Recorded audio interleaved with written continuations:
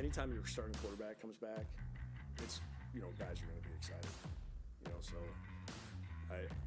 the good thing is the way he looks at it is he wants to come in and do his job. And I don't think guys are looking at it as, now that he's back, always will be all right. They know that we got a lot to clean up.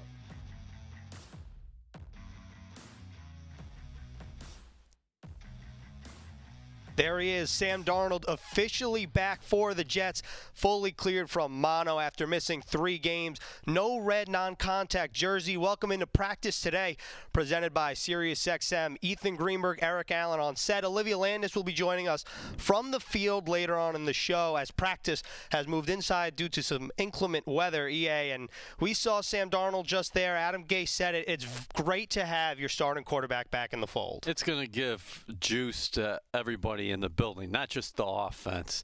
The defense knows what this guy brings to the table. There was so much excitement here at One Jets Drive throughout the spring and the summer because Adam Gase brought a new offense here to the Jets, and Sam Darnold was entering that year 2 where a lot of quarterbacks in the National Football League have made that sophomore leap per se. But unfortunately for the Jets, and didn't quite start out that way here early in the season. He's been working his butt off to get back. Unfortunately, there's only so much you can control when you have mono greens. But, yeah, I think this definitely adds a different level of excitement for Sunday's game against the Dallas Cowboys. Like you said, his first start since week 1 against the Buffalo Bills. And Sam Darnold said this, too. He didn't feel like himself against the Buffalo Bills. So I'm itching to see what Sam Darnold fully healthy looks like. And this is a tough test this weekend. We'll talk more on the Dallas Cowboys later. But just to have him back and really end the is he or is he not going to play game. I mean, first of all, it takes a lot of stress off of Adam Gase's shoulders. There's no more questions. He's the guy moving forward. And if you think about to week 2 and week 3, the Jets had started 3 quarterbacks in as many games to open up the 2019 season. Yeah, let's look at this timetable. Darnold plays against the Buffalo Bills. He completes 28 of 41. He says he didn't feel like himself. He threw for 175 yards, had the touchdown pass to LeVeon Bell. And a lot of people were like, what's wrong with this offense? Oh, by the way, the New England Patriots struggled mightily against the Buffalo Bills. I don't want to talk about their defense too much, but Tom Brady's perhaps the greatest signal caller of all time. I think that's fair to say. And he looked like an average quarterback or a guy who went through a lot of struggles against that Bills defense. But so he gets diagnosed with mono 2 days later. Trevor Siemian, who you signed in the offseason, he gets ready, takes the first team reps for the Cleveland Browns. Then he goes out in the second quarter. That means Luke Falk, who started the year on the practice squad, comes in relief, completes 20 of 25 against the Browns in week 2. Then he gets a start against the New England Patriots. The Jets offense couldn't do anything against the Pats. You lose a 30-14 game. And last week, I think a lot of people thought that guy right there, number 14, was going to return to the lineup. But unfortunately, the Jets didn't get the medical news that they wanted after he took first-team reps on Wednesday and Thursday. So Falk got the bulk of reps, of course, on Friday. And he started against the Philadelphia Eagles. And it was another ugly offensive performance for the Jets. But now you're getting your guy back. You know, one... I guess Tuesday morning, the Jets finally knew that he's back. One, obviously, this is not the ideal circumstance entering the 2019 season. Adam Gase is first as head coach of the New York Jets. And secondly, the Jets offense definitely missed Sam Darnold. In his absence, the 3 games he did not.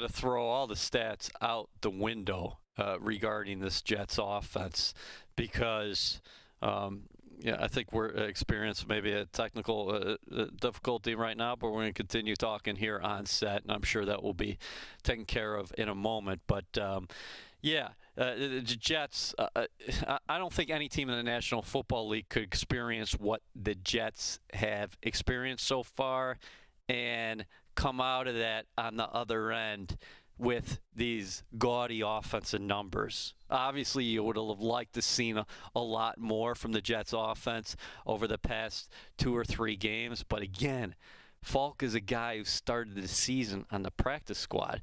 When you have a guy in terms of the quarterback position who starts the year on the PS, you don't ever want him to be taking snaps early in the season. Right. Coming off, he's on the bench in week 2. I mean, just in terms of Luke Falk, when you look at his timeline, he joins the Jets in May, spends the preseason with the team and training camp, then he gets released, gets put on the practice squad. Then he gets elevated from the practice squad hours before the Cleveland Browns game in week 2, and then has to go and perform. He performed pretty well. I actually think, I don't know if you agree with this. That was his best showing. Yeah. I feel like that was his best showing. And then since then, the offense, of course, as you've seen, has tailed off. And when you look at the numbers, yes, the Jets are going to be bottom in the NFL in most, if not all, categories, like I said. 32nd in total offense, and really what stood out to me is third down offense, because Adam Gase has consistently said we need to put ourselves in a better position on third down. The Jets are averaging 3rd and 9 or longer. Thank you, Randy Lang, for helping me find that stat. And that is not a good number, clearly. Well, Gase has said it repeatedly over the past few weeks. They got to get something going on 1st and 2nd down. You can't be in 3rd and long all the time. And unfortunately, the Jets have been in just that. The Jets quarterback sacked 10 times overall against the Philadelphia Eagles. I got a stat for you, too, is that so far this season, the Jets have 39 points. Defense and special teams have accounted for 22 of those points. Okay, so clearly the Jets offense has struggled. It's great to have Sam back. Officially will start against the Dallas Cowboys this Sunday in Week 6. And for more on 14's return, let's throw it down to the field with our own Olivia Landis. Thanks, Ethan. Earlier in the week, I was able to sit down with the Jets' head strength and conditioning coach, Justice Gallick, to gain some insight on his role in helping bring quarterback Sam Darnold back to full strength and speed. He said that the biggest key in a successful transition for Darnold was going to be progression. Darnold was diagnosed with mono following the Jets' Week 1 matchup against the Bills and has since missed 3 contests with the green and white. However, last week when he was cleared for throwing and conditioning, Gallick knew that he could slowly start integrating him back into the system. Gallick also described the 22-year-old quarterback as, quote, the most consistent player in the weight room. He also has an extremely diligent work ethic and is constantly wanting to do more. Now that Darnold has officially been cleared for contact and is expected to start against the Dallas Cowboys, Gallick knows that he can officially integrate him back into the weight room and into the system as a whole. EA, Ethan, back to you.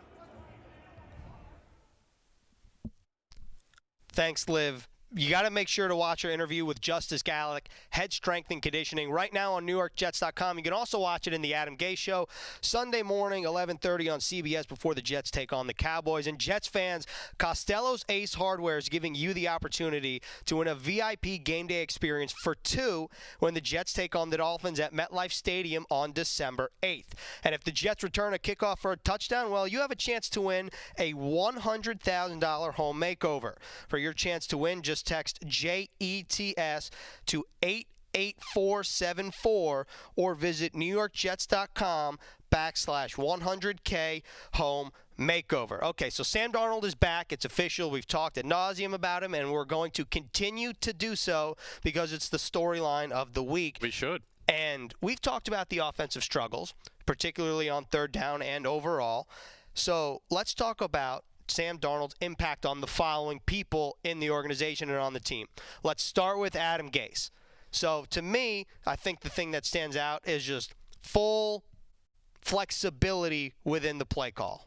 Well, yeah, you don't have to protect him, and that's something that he has said for months now, that Darnold gives you the ability to, okay, I'm not worried about what's going to happen on third down.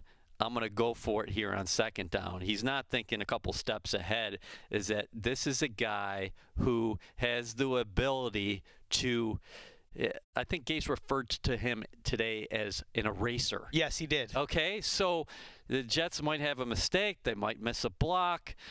They might have a negative play on a first or second down. But Gase is going to come right back firing because he has confidence in this guy. And I think they had such great synergy throughout the spring and the summer. And Darnold was so impressive throughout the preseason that you were so excited to see what this offense was actually going to look like. And you knew it was going to take time because the Jets have new systems.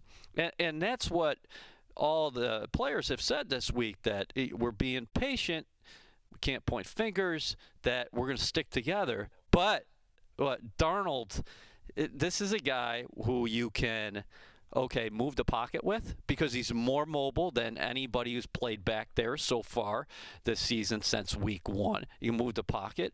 Also, he makes plays off script. And again, he gives you that ability to get you out of a bad situation on every play. This is the first time in 2019 where Sam Darnold is fully healthy entering a game because, as we talked about earlier and as it's been reported, he wasn't 100% against the Bills, so it comes in Week 6 against the Cowboys when I feel like the true litmus test of Sam Darnold entering his second season comes. And now, let's talk about LeVeon Bell, because LeVeon Bell's been the workhorse for the Jets. The Jets had 128 total yards against the Eagles. 88 of them came from 2-6. So you know that LeVeon Bell is ecstatic to have 14 next to him again. LeVeon Bell's been outstanding so far. I don't care what his numbers say.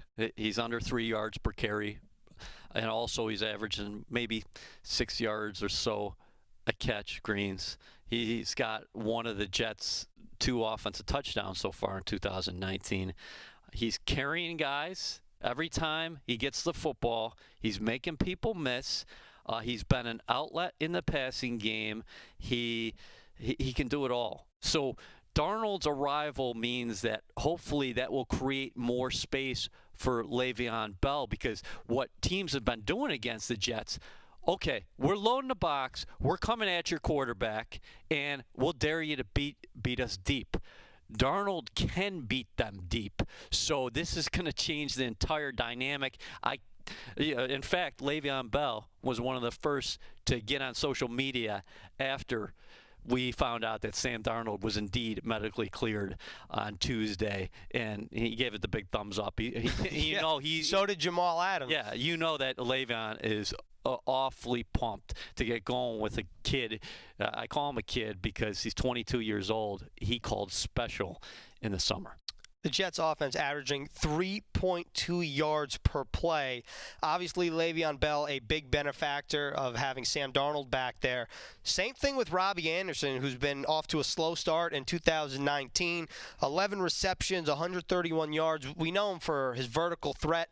His longest play is a 36-yard completion that came in Week 2 against the Cleveland Browns. Yeah, and we're taking a look at Bell's stats right there. He leads the Jets in almost every offensive category. Rushing, receiving, receptions. The total touches through 4 games has been something else, and because they've really had to rely on this guy. And Juice, as his nickname indicates, is that he always brings it. He always brings it on the field, and he's been a source of positive energy here inside the locker room. I know a lot of people were talking about what is Le'Veon Bell going to bring to the Jets after a year off the field. Well, he's been incredible in terms of being a great teammate. But you just mentioned Robbie Anderson, so we'll make the transition to the outside. 11 receptions so far this season. We were in the press box in Philadelphia, so we had the bird's eye view, no pun intended. There were a few times where Robbie was getting open down the field, Greens, and he had that great chemistry with Sam Darnold last December, where those guys were smoking hot to close the 2018 season. So let's see if they can build off of that here as Darnold returns to the lineup, because Robbie Anderson didn't have many catches either against the Buffalo Bills, but they were very close on a couple plays down the field that would have changed the outcome of the game. Especially late in the game. Yep. And talking about Sam Darnold and Robbie Anderson last season when Sam Darnold came back from a foot injury. That's weeks 14 to 17. And Robbie Anderson and Sam Darnold combined for 23 receptions, 336 yards, 3 touchdowns, and maybe the most staggering number of all, 39 targets. Granted, Sam Darnold, I think, has more weapons around him than last year. And we haven't even talked about Jamison Crowder, who had 14 catches in the season opener, or Demaryius Thomas, who is yet to play with Sam Darnold. Actually, Demaryius Thomas told SNY postgame that one of the reasons he was excited when he found out that he was coming to the Jets was not only to be reunited with Adam Gase, but because of that guy on the screen right there and Sam Darnold, who he's heard great things about. Demaryius Thomas had a few receptions against the Eagles. I think he ended up with 4 catches. He probably would have liked to have that one back down the sideline. But when we're thinking about differences, this is not a criticism of Falk. It's just that he doesn't have the arm strength down the field like Darnold does. So if Demaryius Thomas is open like that, I think it's going to be getting on Demaryius Thomas's hands a lot quicker. And you mentioned about the Jets receivers now. Down Quincy Enunwa for the year, so Demaryius Thomas comes in. He knows Gase's system. He'll play opposite Robbie Anderson. He's the big-bodied receiver.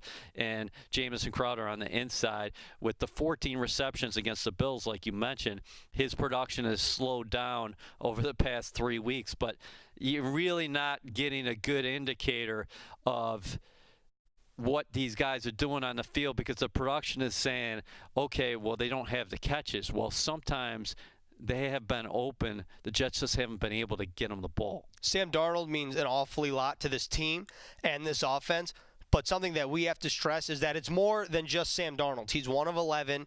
He's not the savior. Adam Gase has said this repeatedly.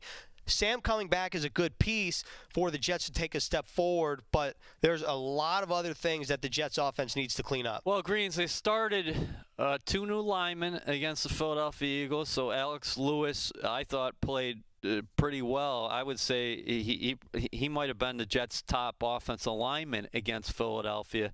He was the left guard, and he'll be the left guard moving forward here for at least a little while because Kelechi Osemele has been bothered by a shoulder injury, a knee injury, and Adam Gase said today he's sick as well. Chuma Edoga, the rookie from USC, a 3rd-round pick, an athletic guy. He started at right tackle. Not all of the 10 sacks were because of protection. Sometimes the ball just wasn't coming out.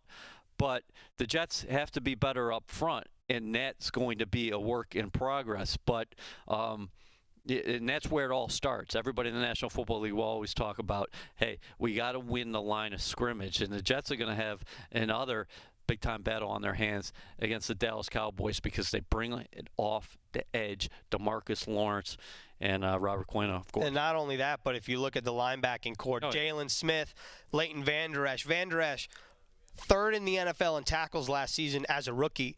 And in terms of the Jets and getting some of their injured players back, you talked about Kelechi Osemele. Well, the Jets have a long list of players who will not practice today, which includes C.J. Mosley, who's still bothered by a groin injury suffered in Week 1. Yeah, that's a tough blow for the Jets because they went out in the offseason. They signed a guy to be the culture changer, and he still is here, and he is a significant presence anytime that he moves, anytime that he talks. People are listening. Now, Mosley was fantastic against the Bills, had the couple turnovers, really helped the rush defense, makes a great pass defense. He goes out, and early on, Greens, I thought the Jets thought it might be, okay, this is going to be a week or 2 injury. Gase said today that it was more severe than we expected, more severe than C.J. Mosley anticipated. So the Jets on the inside will continue this weekend with that look of Neville Hewitt, who had 16 tackles against the Eagles, by the way, at the Mike linebacker position, and rookie Blake Cashman at the will. But on the outside, you're getting a little bit healthier at the outside linebacker position.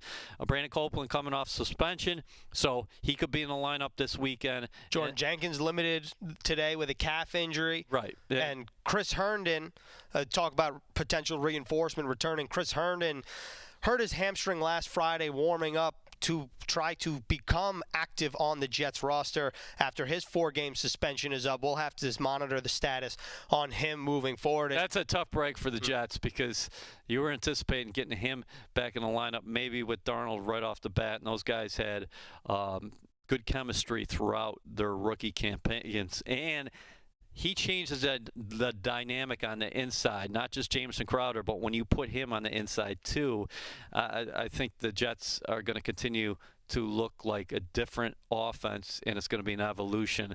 But he's week to week. He might miss multiple games. Chris Herndon clearly going to be a big factor in this Adam Gase offense. That's all we have here from practice today, presented by SiriusXM. For Olivia Landis, who joined us from the field, he's Eric Allen, and I'm Ethan Greenberg.